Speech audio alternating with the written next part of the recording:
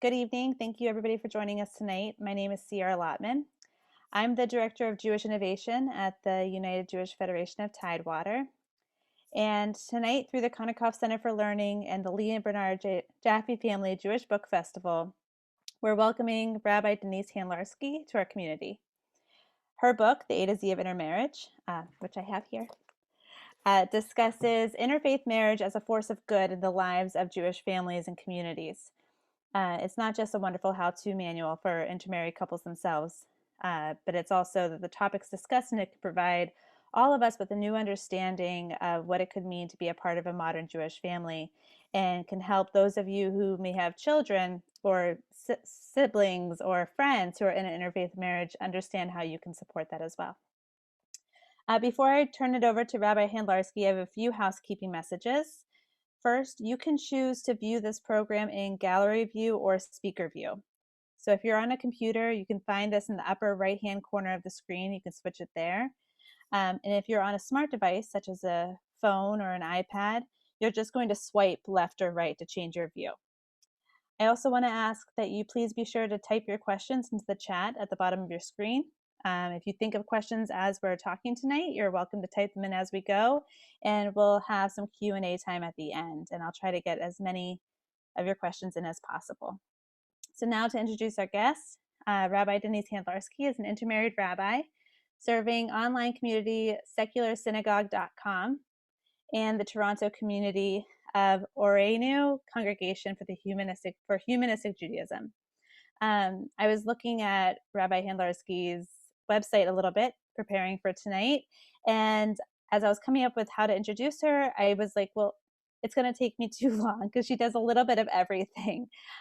She's an educator, an author, she's an academic, and she's even a birth doula. She has done so much, and it was really impressive to see her website.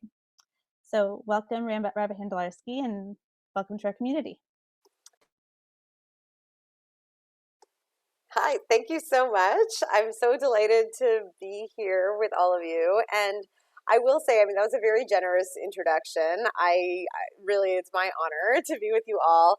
And the sad thing about doing these over Zoom is I would have enjoyed the, 20 minutes as folks were coming in to be able to meet you and schmooze a little bit. And so we don't get that as much. So I really just want to say thank you for welcoming me into your Zoom space. And it's a pleasure to be with you all. And thanks especially to Sierra for putting this together. Yeah, thank you. No, it was truly our pleasure to put it together. So my first question for you, Rabbi, is what inspired you to write this book? So this is on, I think, literally page 1 of the book. I tell the story of when I was a teenager. And so just for context, I'm 41. So this was 25-ish years ago. I attended an event called the Crisis of Intermarriage, run by a local rabbi in my community. And even then people said, well, what if we didn't see it as a crisis? What if we just had an event where we could talk about intermarriage in a more open way without already framing it as a crisis? And so they were sort of came out and said, like, the issue of intermarriage, the problem of intermarriage. There was no positive language that my community could find to talk about this topic. And even then, as a teenager, I wasn't dating, I wasn't married, I wasn't in that zone yet. I was really feeling like it seemed very limiting to me that the Jewish community had so much hostility towards folks who were intermarrying. And certainly since then, in the 25 years since then, the rates of intermarriage have gone up and up and up.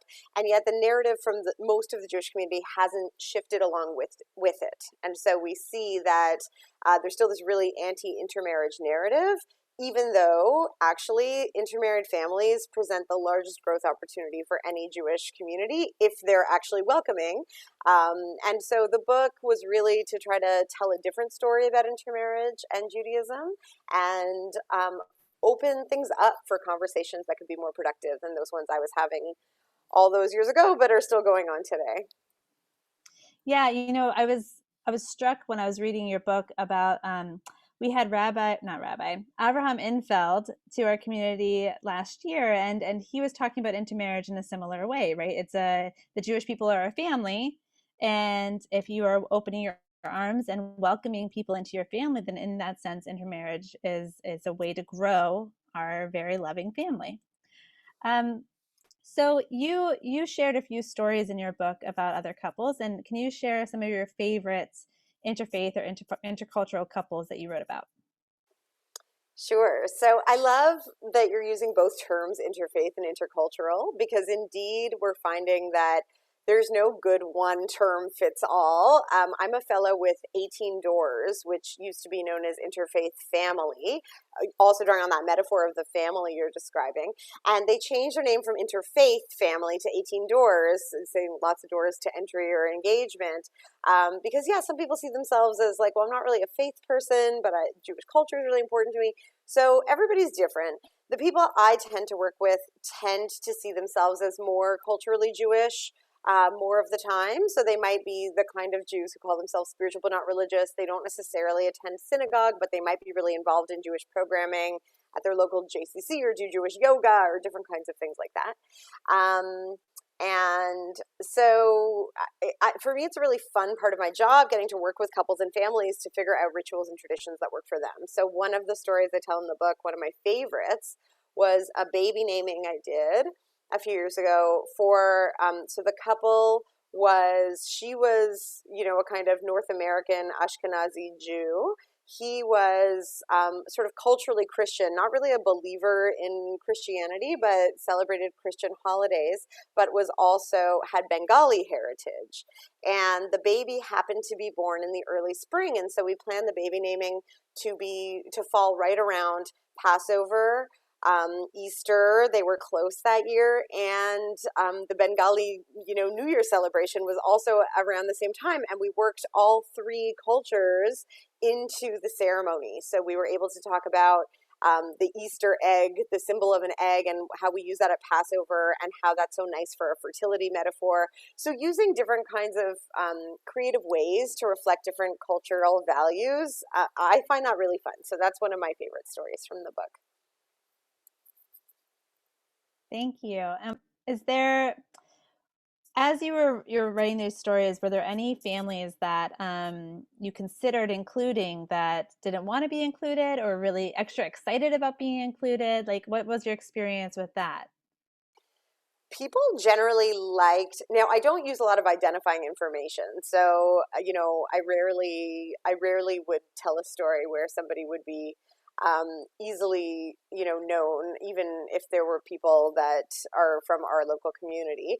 One exception was my friend Sarah, who really wanted to be part of the book, and partly because not just because she wanted to be sort of in a book, but because for her, so she was raised Jewish and she married somebody who's not Jewish, but it was such a special part of their process when they were planning their wedding for her to explain different cultural traditions, like having a ketubah, the Jewish marriage contract, or like having a chuppah, the canopy under which Jews stand at their wedding, what breaking the glass symbolized at a Jewish wedding. And she loved that she got to learn more about those things and explain it to him in the process of their getting married. And that was actually a really important bonding thing for them as they prepared for the wedding, but also, of course, for their marriage.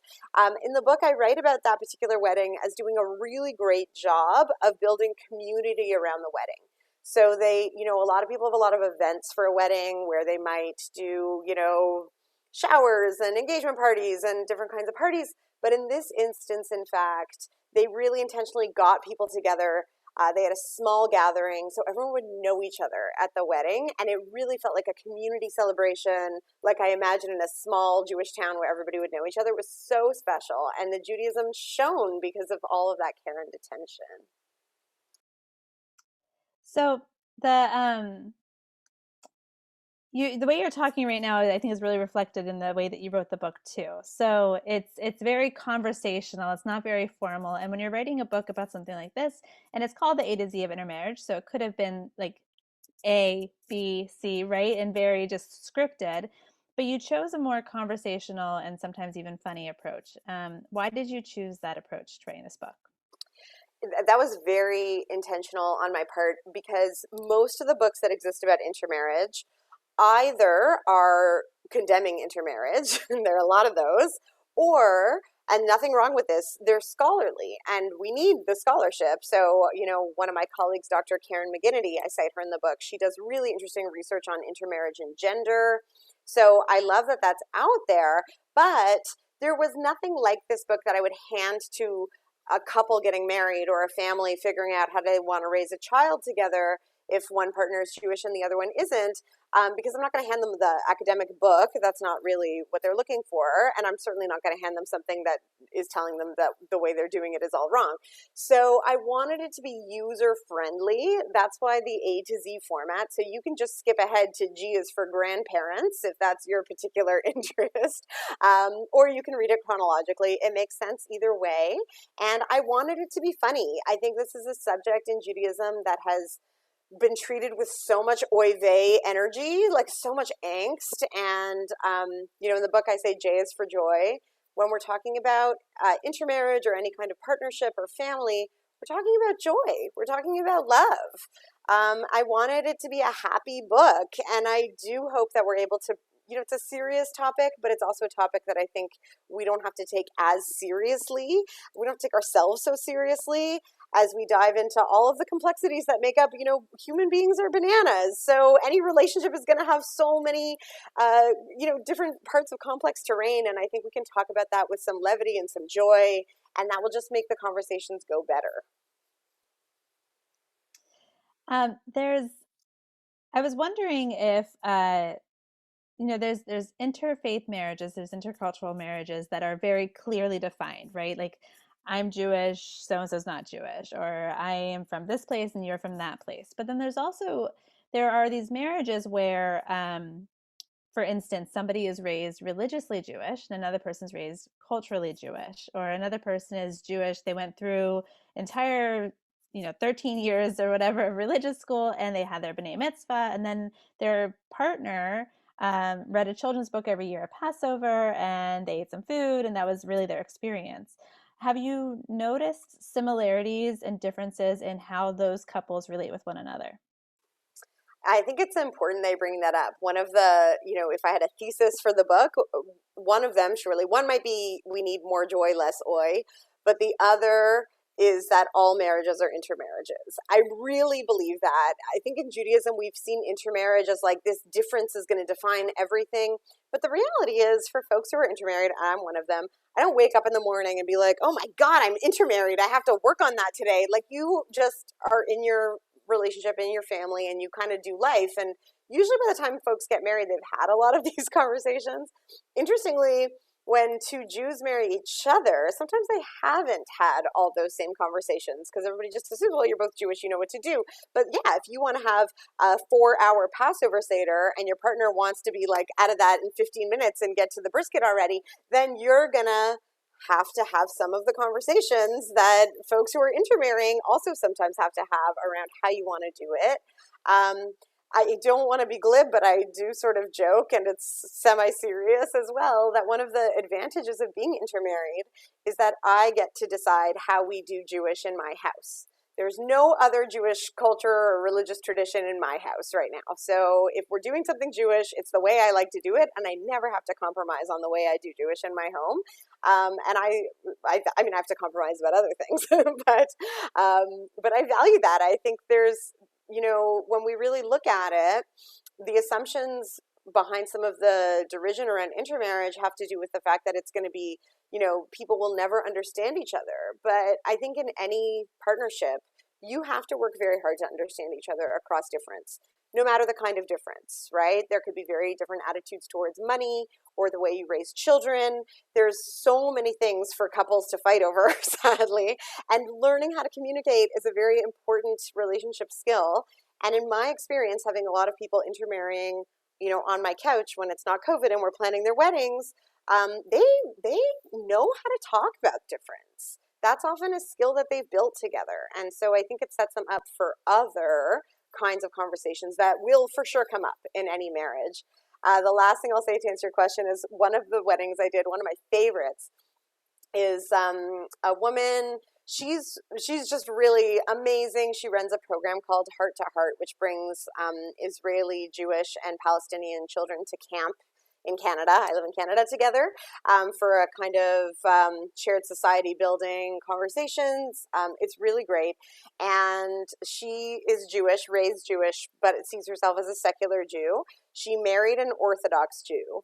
And she will tell you they are in an intermarriage. Two Jews, one secular, one Orthodox, figuring out how to do life is a lot of negotiation. But they approach it with all the joy and openness that I would want for any marriage. So speaking of the negotiation, I mean, there's the most obvious that always would come up is the December holidays, but let's put that on hold for a second. What other areas of negotiation have you seen as a common theme that you talk about in your book? Like, what are the highlights? So a lot of the highlights have to do with life cycle moments. So starting with a wedding for most people, some people have a baby before a wedding or they don't ever have a wedding, but for a lot of the couples I work with, first it's figuring out how to do a wedding, how to incorporate Judaism, how to maybe incorporate other cultural aspects depending on the needs and wishes of both partners. So often we come up against these things around times of ritual. Now, holidays are a time of ritual. And here is where it depends how many holidays somebody chooses to celebrate. There are a lot of Jews out there, as I'm sure folks here know, who only really do, like, maybe they show up to synagogue on Yom Kippur and they have a Passover Seder and they light the menorah. So if that's all you're doing, then it might be a while before you have to have a conversation about ritual. But if you're somebody who's doing, Purim and doing new moon circles for Rosh Chodesh, and you're like Judaism is a really active part of your life all the time, it will probably come up earlier. But where it tends to get the most sticky for folks is around life cycle events, and that's partly because they're big moment kind of events, right? So like it feels extra important that you get your needs met at those times, and it's also the time when we often have family interference. So while family members on whatever side may or may not care how we do Shabbat, they do care what goes on at our wedding or baby naming. They might care if a child who's assigned male at birth is circumcised, and they want to have opinions. And so that is when sometimes those conversations, as I say, get a little bit more sticky. The December holidays, for sure. It's most of the couples who reach out to me who are looking for help in negotiating their, intercultural, interfaith stuff that happens around the December holidays. But I think that's often just the first opportunity to delve into these conversations, that if they form a long-term partnership, they're going to come up around big moments and small moments. Yeah, I had a friend once who she got married and it was very tragic, but her husband died very young and she was Jewish and he was not Jewish. Um, and they didn't have that conversation. They didn't think they had to have that conversation yet, and it ended up being a much more difficult thing for her to deal with because his family was mourning in their way, and it wasn't giving her what she needed to mourn in the way that she was raised with. Um, have you had any experiences with that, with the interfaith couples experiencing the death? Because there is a significant difference in mourning. Yeah, I mean, it's obviously so sad when that happens. And although I did try to bring humor to the book, there is a D is for death section because I think it is important for people to think about when they sometimes haven't thought about that, especially if they're younger. When I work with couples and families, I do suggest that they talk through eventualities that we never want to have to talk through or think about. And I mean, that just makes good sense in terms of doing a will and planning, all different kinds of decisions that have to get made in the event that somebody does die. But I do think it's useful for the couple to talk about their wishes so that if, let's say, like a mother-in-law or father-in-law wants to have input, then we can just say, like, we talked about this and I know the wishes of my partner. It's very hard if you actually don't know the wishes of your partner because, I don't know, it could go either way. And different people have different attitudes towards death and dying. Some people are very clear on what they want, and there are a lot of people, honestly, who don't particularly care, especially people who are younger and they're not necessarily thinking that it's going to apply to them very soon. I've had a lot of couples say like, like you pick whatever will feel better for you. So if it's like a Jewish partner and it's important that I would be buried somewhere that feels Jewish, then go ahead and do that. If you don't care, then let my parents choose or whatever.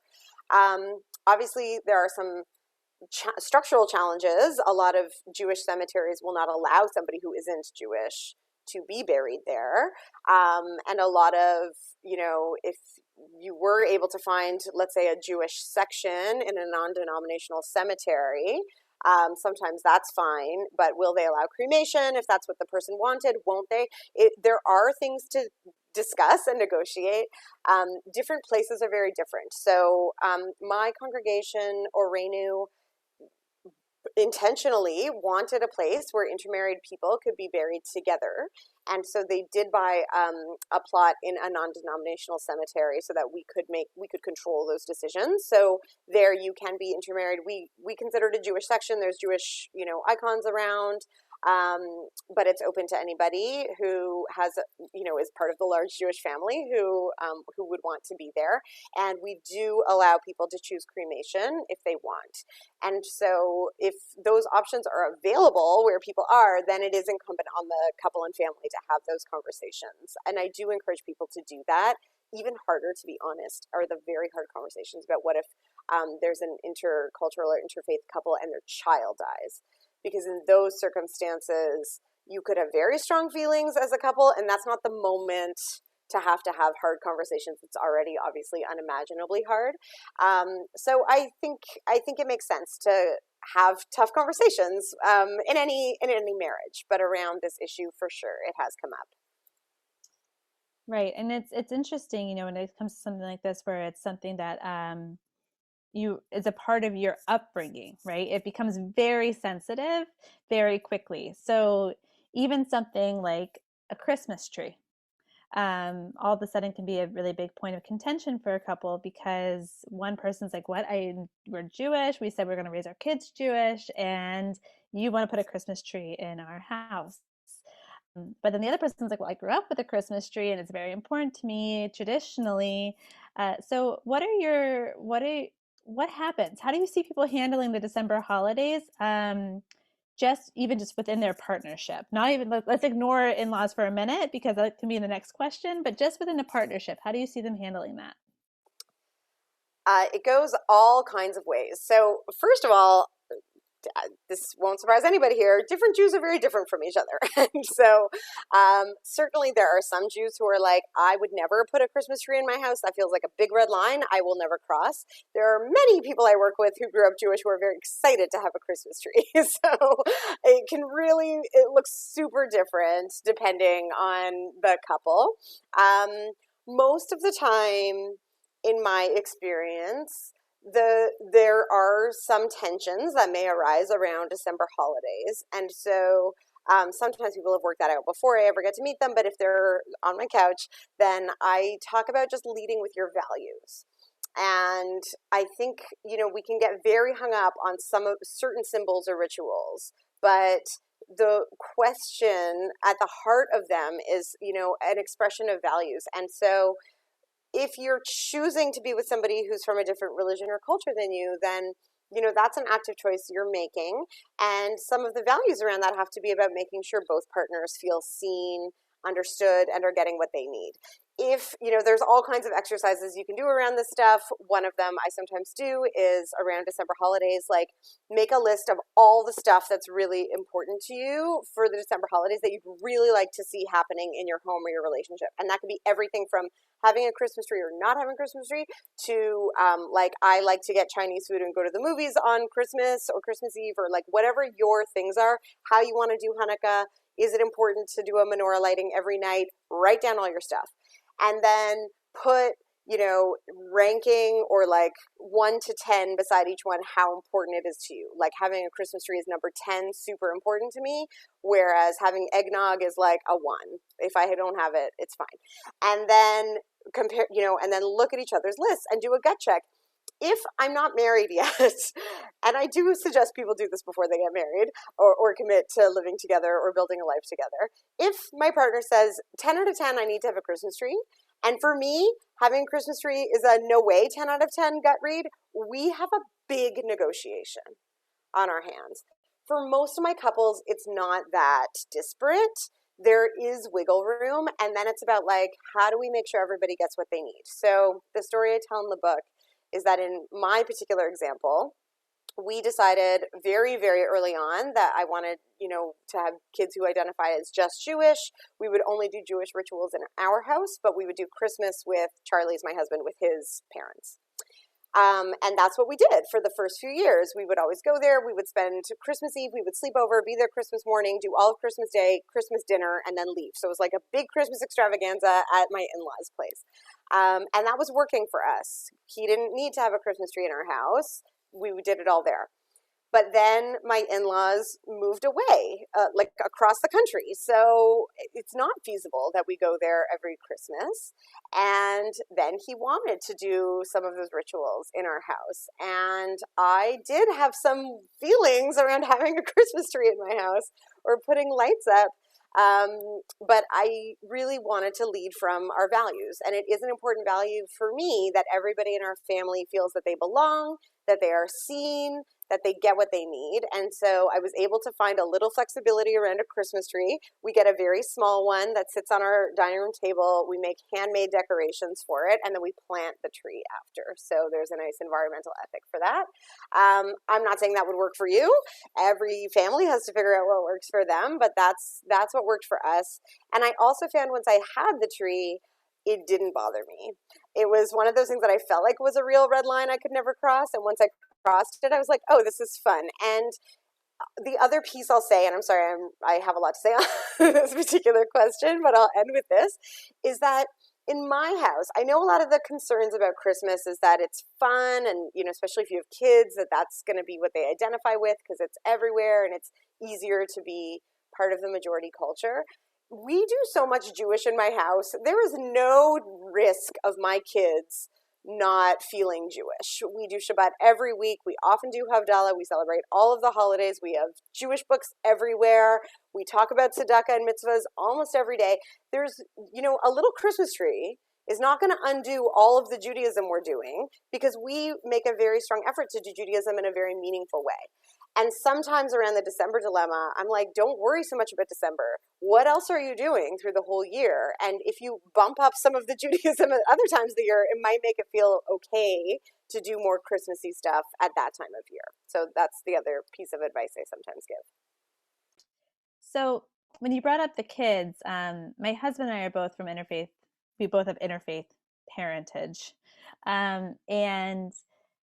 it's interesting because my children, they were very Jewish, right? I work for the Federation. I was a religious school teacher for many years. We do a lot of Jewish in our house. But we live in Virginia Beach, and there's a big secular and Christian culture around here. My neighborhood is lit up in December, and it's really attractive. So when you have interfaith families, even if it's not inside of a direct interfaith marriage, what advice do you have for dealing with those conversations where your kids are just talking about Christmas for a month and you're like, can you just be excited about Hanukkah too? Like, it's just, how do you handle those moments with your kids?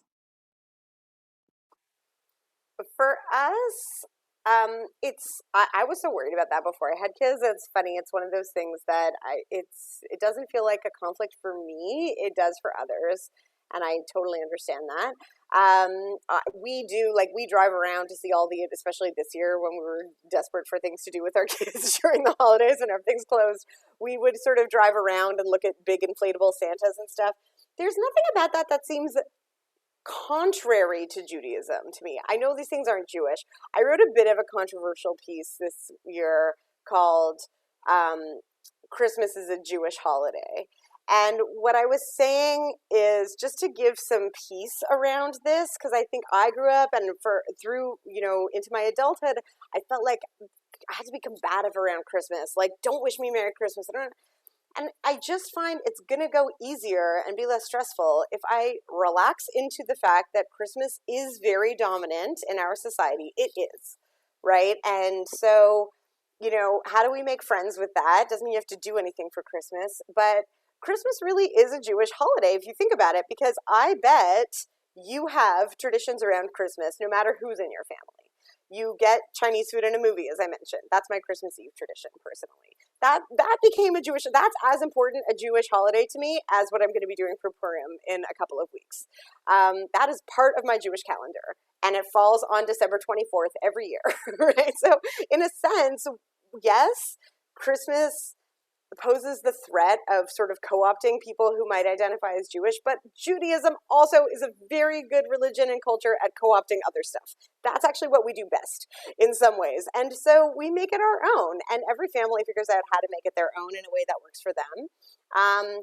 But I know sometimes with kids, it's like, I know Christmas is so appealing and I just want you to focus on the Judaism. You just got to make the Judaism real, and you have to make it fun for kids. I think that part of the challenge is, like, I suffered through the most boring Sunday school experience of my life as a child. So then Christmas comes around, like, of course that seems more attractive, right? But how do we make Jewish education, Jewish family programming, the kinds of things we're doing in our homes, make that awesome? And then they can have that, they'll feel very Jewish, and then when they see the Christmas tree at school or on the street, or things are lit up in their area, I don't think it has to feel like a challenge to their Judaism. And if it does continue to feel like a challenge to the Judaism, that as they get old enough that it's developmentally appropriate, really do talk about how amazing it is to be part of this religion, culture, people, nation that has been everywhere, that has survived, that is like so special in so many ways. And, anybody can do Christmas. Lots of people do Christmas who aren't even Christian, but we have something really unique and special. It doesn't have to be about chauvinism. I wouldn't say like we're better than anybody else, but like we're unique and awesome. And so value that part of yourself. It's I was wondering about the generations, right? When you grew up, I'm sure that you were like, oh, that's a beautiful house lit up with the Christmas lights or whatever it may be. And I'm wondering if when my grandmother was raising her children, Jewish people, for the most part, met their spouse at synagogue. They married Jewish people, they had kids, and interfaith marriage happened, but it was less common. And my mom was talking about how, when I talked to her about this, like, what do I do with my kids who love the Christmas lights in the neighborhood? She said, you go for a walk and look at the Christmas lights. That's what I did when we were growing up. We loved to do that. My dad would take us all around all the neighborhoods. And so I do wonder if it's almost this feeling of more of a threat that makes us feel more protective and therefore want to shutter that part of it. Have you experienced that with people actually feeling that like their religion, their views were under threat because of the secular culture or the culture of their spouse? Yeah, I mean, that's where so much of the anxiety around intermarriage comes from, both threat in a personal or familiar way, like this is who we are as a family, and I don't want that to be lost, but also, of course, the questions of Jewish continuity. But here's what we know, and we know for sure from many stats. Now, most importantly, the 2013 survey on American Jewish life by Pew, but also in Canada, there was a large 2018 study. Also, Brandeis has been doing very interesting studies on intermarriage city by city. And so not all cities have one, of course, but I think they've done 5 by now. And they all say the same thing, which is that we thought, when I went to that event 25 years ago, the thinking was that if people intermarry, they will choose, or their children will choose, to identify, especially if they marry somebody who celebrates Christmas as opposed to another religious minority, then they'll choose that because it's easier to be part of the dominant culture and religion, because it is sexy the way we do Christmas and all that kind of stuff. That's not true, right? Sierra, you're an amazing example. You grew up wandering around looking at the lights. You're a Jewish professional. You not only choose to do this in your house, you choose to do this all day long. And that's what we're seeing. That's a much more common story, in fact, than the people who completely let Judaism go. Who lets Judaism go? Let's just be really clear. People who weren't doing it anyway. So let's say they marry someone Jewish, and I bet 2 Jews who married each other and do very little that's Jewish in their house. And their kids maybe call themselves Jewish because that's their but they don't even know what it means sometimes, right? And so for me, it's not a question of like the demographics or the statistics. The way we get around that feeling that we're under threat, both personally and as a community, is to make Judaism good again, you know? And I'm being a big lip, like it's always been good, but I think, you know, every time I would show up to a program wanting to engage with Judaism, all I would hear was how bad intermarriage is. It made me stop going, right? If we have fear-based Judaism, that is not attractive to people, right? If we have, you know, awesome Judaism, awesome doesn't have to look like, you know, Christmas tree and tinsel. Awesome can be really deep and engaging text study, hearing from speakers who offer interesting perspectives. You know, I think people are actually very much craving meaning and purpose, and Judaism is very good on meaning and purpose when we do it well. So the solution to fear isn't to try to, you know, you're not going to be able to make Christmas go away if you live in, you know, North America. You're not. So meet the anxiety with, you know, what do we have? How do we like really draw on our strengths? In my teaching, we talk a lot about growth mindset. So if you're familiar with some of the thinking around that, right? How do we take a challenge and say like, okay, well, this is a challenge, but like, how do I meet that challenge in a productive way? I just say do Judaism in a meaningful way. And that's the way we counter both the personal threat we might feel and the communal threat. We know from those stats, people who are intermarrying are now today more likely to raise their child with Jewish culture than not. Not necessarily exclusively Jewish culture, but the majority of people raising children who are intermarried are raising their children with Jewish identity and practice. So the narrative was wrong, and that should give us hope. There's oh, I almost blanked on it. So I was thinking about what you were saying about the just going back to Christmas for just a second. And it doesn't just have to be Christmas, right? Because this is what I think happens in Jewish families or intermarried families, is that oftentimes because Christmas is so big, we feel the pressure to do Hanukkah so big. But there are so many other awesome holidays that are super fun for kids and families. And we had one of our Jewish leaders in our community, Rabbi Ellen Jaffe Gill. She mentioned one of them, which is Sukkot. And how amazing it is to put up a sukkah and to decorate it and to eat dinner in it and to invite your friends on a normal year to it.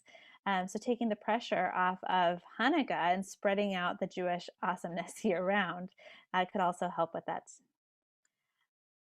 So I avoided the subject of in-laws for as a moment there, but we're going to go back to that. So sometimes even in the most peaceful intermarriage, you have the pressure from the in-laws who are not respecting wishes, who are pressing their own traditions onto your family. What advice do you have for people in that situation?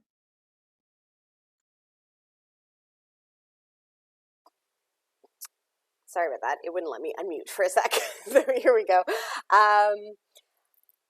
So I tell a story in a book. I presented at a Limud conference, so like a day of Jewish learning. This was a sociologist who lives in Toronto and I talking about the kind of demographics and what we're understanding about the Toronto Jewish community. And intermarriage was a big part of it because there were, you know, a lot of people are intermarrying here and all over North America and Europe and other places. And a woman came up to me after and said, you know, it was really interesting to hear you talk. Can you maybe help me with my problem? My son married out about 2 years ago, and now he doesn't want to come to Shabbat. They're not really engaging around the Jewish holidays. It's very distressing to me. What can I do? And I said, first, stop saying he married out. You know, if you tell someone they're out, they're going to be out, you know, welcome them in. And that's what we've done on a large scale. You know, Judaism, sadly, like in our communities, we have empowered people to be actually very nasty to each other around this issue. And if people are being mean to you, you don't want to come. And that's true for synagogue spaces. It's true for family dinners as well. And so, you know, I just want people to really think about for a second, what is their objective? Again, what are your values?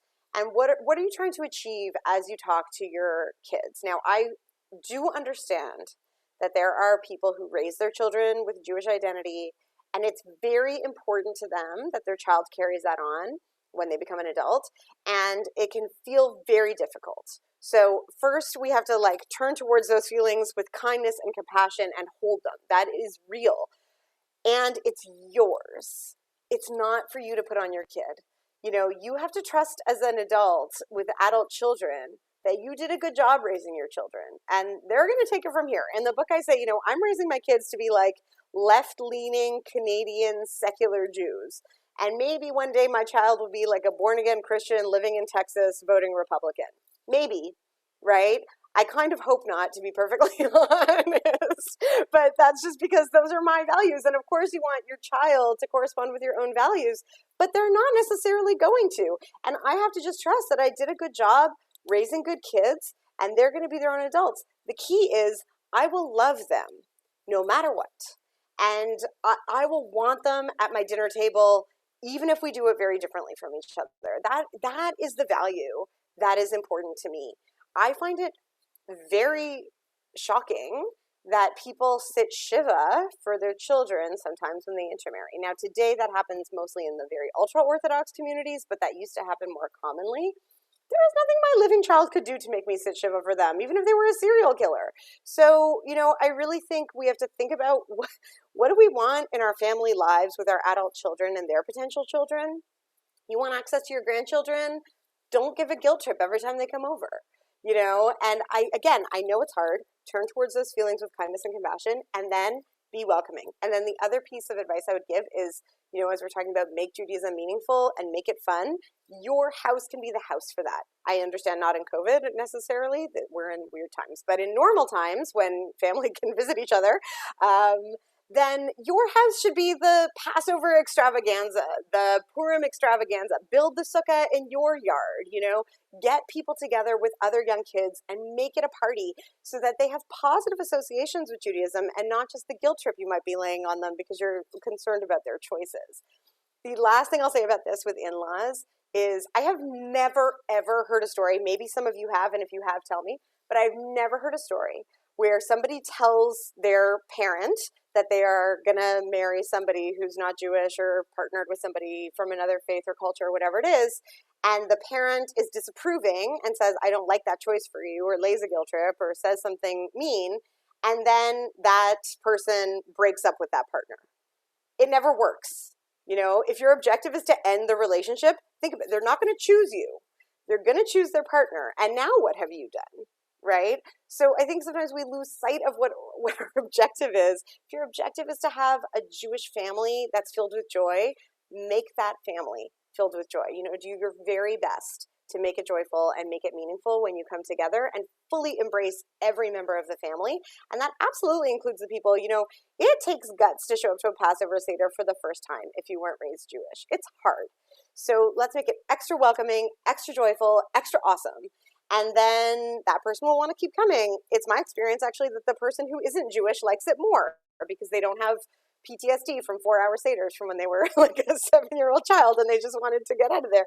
So lots of opportunities for joy and meaning, but we just have to lead with that positivity.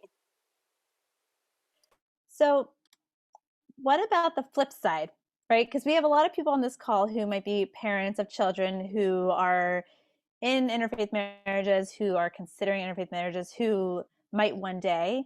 And we also have a lot of people on this call who are maybe in interfaith marriages and have young children and are the ones dealing with situations from their in-laws not respecting what they want to have happen in their house. So, you know, one example might be is if somebody is saying, in our house, we don't want to do Easter, but they insist on bringing Easter gifts and talking about Easter and really pushing that on their kids.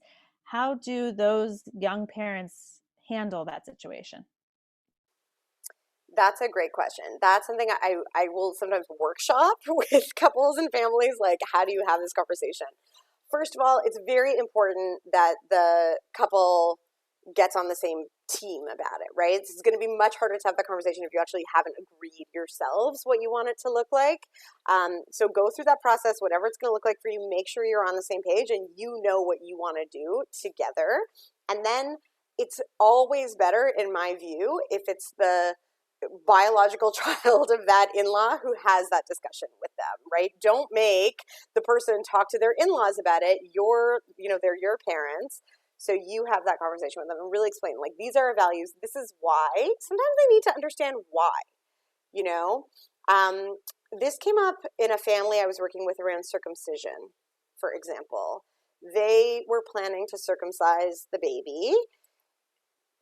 The in-laws on the side that wasn't Jewish were strongly opposed to it and putting a lot of pressure.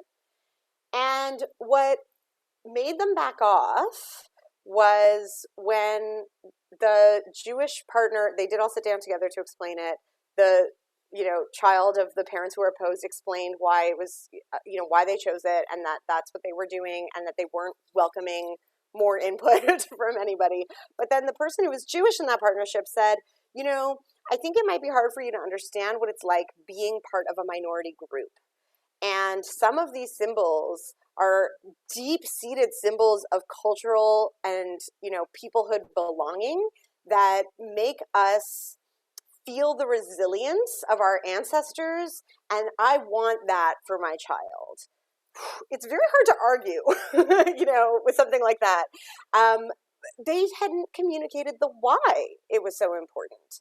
And once they did, the people backed off. That, I'm not saying that would always work. Obviously, there's no guarantees. But I do think in these conversations, the more we understand our own why, because some of these things are very reflexive. We grew up with it. We're not necessarily conscious of it ourselves. If you can explain to your partner or their family why it is important that you do Passover and why it's important that you actually aren't doing Easter around the same time, if you can get at the why and express that, you're just going to have a better shot at having people get on your page. I'll just explain, in my family, we also debated circumcision quite a lot. And one of the lines, if you're looking for a line, the line that worked for me, this was with my own parents. I said, the more you pressure me on this, the more likely I am to do the opposite of what you want. So I just leave me alone. And so sometimes that works too. And I mean, that's in a close family where we can withstand that kind of discussion. But I really do believe that these are the choices that people have to make for themselves. And the reality is Judaism changes. My guess is most of you at any age that you are right now don't practice Judaism exactly the same way your grandparents did. You have made change. Your parents made changes, then you made changes if you grew up with Jewish parents. So you're figuring out how you want to do it in a way that's meaningful for you, and that's awesome. And that's what your kids are going to do too. And that's what my kids are going to do too. Right? They're not going to do it the way I like, sadly, probably. They're going to figure it out for themselves. And that's the game, right? That's what it is to have a family. So, Rabbi, you're getting so many questions in the chat, and I'm going to try to work my way through it. I just want to ask you, for everybody who maybe we don't get to their questions right away, we always send out a follow-up email to everybody with the recording. Would it be okay if I sent some of these questions to you before I send that out, and you can answer any that we don't get to? Thank you. So there's been a couple questions about conversions. I'm going to go along with that theme. One question was just like, have you seen that, and what's your experience with that? With after a while, one chooses to convert to the other. But I also have a message that says, I chose to convert to Judaism after 23 years of marriage, but I was committed to raising our children Jewish and having very Jewish home. The roadblocks I faced, quite honestly, were from our synagogue, Jewish day school, and other clergy, and oftentimes my children were really hurt by these incidents. Do you feel as though the culture is changing to be more accepting? That's a great question, and I really believe that applies whether you convert or whether you're living in an intermarriage. Time and time again, what we're knowing from anecdotal evidence, but also from these studies that are being done, is that people do want to belong in Jewish spaces. Sometimes Jewish day schools, sometimes the JCC, sometimes the synagogue, obviously different kinds of spaces for different people. And the reason they don't is not because of the intermarriage, but it is because of the bad experiences sometimes. I do see it as changing. I I have concerns. um, Sometimes I think one worry I have is that synagogues with declining membership who want to keep their lights on will recognize that they need to bring in people who are intermarried, especially in places where that's now a majority of people. And so they talk about being welcoming, but they don't do the work of becoming welcoming. And then some of those negative experiences can happen and people get blindsided because they were told it's a welcoming space. So I just want I think it's incumbent upon the Jewish community at large to first do some tshuva from the Rosh Hashanah, like repent or apologize, meaningfully work on healing the damage done by the anti-intermarriage narrative. It has pushed a lot of people away. It has created a lot of hurt.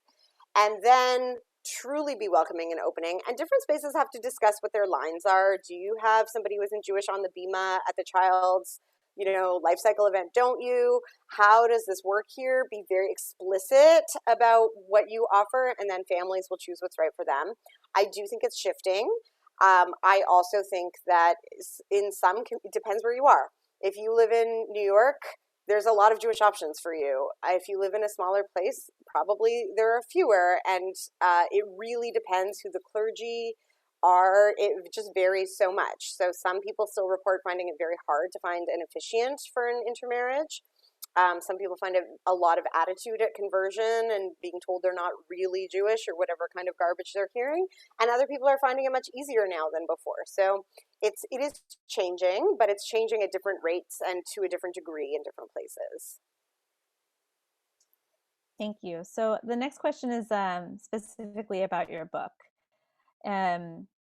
It says, what was your favorite chapter to write? What a fun question. I actually really had fun writing. I can't think of something that stands out as the most fun part. I really liked writing it. I will just say that maybe there are two that come to mind just as you ask the question. One is that, and I don't swear a lot in the book, but there's just one part that I do, and it's where I talk about when I was, a new parent and like just so sleep deprived and struggling. So I saw an article that we need there's this new method of parenting. It's all the rage. It's called the CTFD model of parenting, and it stands for calm the F down. And so in the book I talk about we as the Jewish community needs to CTFD about intermarriage overall. That it isn't the crisis. When I went to that panel, the crisis, it isn't that crisis. Actually, people are living very full Jewish lives, and Judaism is really experiencing a creative resurgence right now. So much awesome stuff going on. And that's partly due to intermarriage. So we can just CTFD some of the anxiety and bump up the joy. So that was fun to write. Thank you. We got some good reactions from the audience with that one, very animated reactions. So we have a question about, do you have any advice for same-sex couples? Most of the intermarriage stuff is the same. I do, in the book, Q is for queer, and I really just wanted to name the fact that in some ways, people who are gay and intermarrying come out twice to some parents, right? It may or may not have been, different families are different, but some people have a family where it's a big deal to come out as gay, and it's a big deal to come out as marrying somebody who isn't Jewish. And so if that's you, that's like two things you've had to handle in your family, and that can feel like a lot. Sometimes whatever conversation came first prepares, usually the question of queerness comes up first, so it's kind of prepared the family for those kinds of discussions. But that's just an extra layer. And then the other thing is just the fact that family structures are changing. So even just, I know a lot of people aren't choosing to get married. Some of those people are queer and some aren't, but I was like, what term do we use? Not everybody's married. I still went with intermarriage because it covers the interfaith and the intercultural. But I just wanted to acknowledge in the book as well that there are different kinds of family structures and that all of that is valid. And you might be therefore working with, even with blended families after people split up or whatever, you might actually have many cultures and religions in a particular family, especially a family that has, lots of different folks in it, and, find a way to make that work again, leading from your values. Thank you. We just have a couple more minutes. So we do have some other questions I will send to you for you to answer. But I I want to just ask you really quickly, is there anything that we haven't touched on that you would like to share before we close for tonight? I just really, I mean, I can tell from just seeing people here that like you bring a lot of warmth. I'm seeing lots of smiling, and that's the key to all of this. You know, it really is. The tagline for the book became more joy, less oi, and then I put it on everything. Like the publisher made these. Oh, I thought I had one with me to show you. One day when I'm with you in person, I will bring these stickers that say more joy, less oi that they made, and I put it on mugs. I just really think like that's what we need in our homes and in our communities. Just like bring the joy, celebrate love. This is a world where we need so much more love. So when we find it, let's just really celebrate it. There's interest in your stickers coming into me on the chat too. So we will be interested in having you join us in person whenever that may be. And please definitely bring us some stickers. So, Rabbi, thank you so much for joining us tonight. It was really wonderful to have this conversation with you, and thank you to all of you who were able to join as well. For those of you who came tonight, we put a link to purchase A to Z of Intermarriage in the chat box to make it easy for you to get your own copy. There were also some links included in the email leading up to the event, and there will be one in the follow-up email as well. So please visit jewishva.org/bookfest for the full lineup of Book Festival and Hanukkah Center for Learning events coming up. And I hope you all have a wonderful evening. Thank you.